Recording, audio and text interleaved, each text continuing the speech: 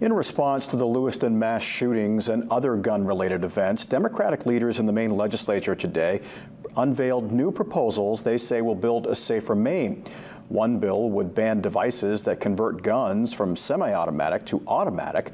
Another bill proposes a 72-hour waiting period before a purchased gun can be acquired by the new owner. Senator Peggy Rotundo of Lewiston is the sponsor of that bill. She says in 2021, 277 Mainers died of suicide, over half of them involving a firearm. And while they can't erase the tragedy that took 18 lives last October in Lewiston, Rotundo says she hopes these measures can prevent it from happening again. But Representative Donald Ardell of Monticello disagrees with the proposals, saying the Lewiston shooting was the result of failed governance, not legislation. I come from a community with broken hearts and shattered lives. I come from a community where many people are still afraid to go out in public.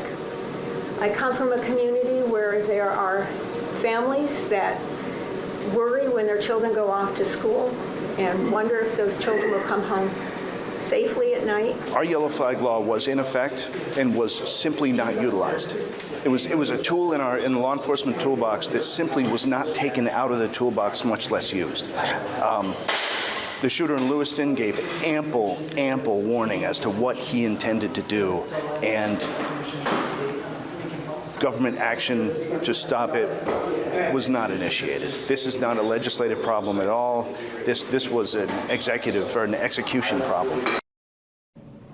A bill sponsored by House Speaker Rachel Talbot Ross would spend $17.5 million to create 6 crisis receiving centers, form an Office of Violence Prevention in DHHS, and create a statewide notification procedure for mass shootings, addressing concerns from the deaf community that some people had trouble getting information as that tragedy unfolded in Lewiston.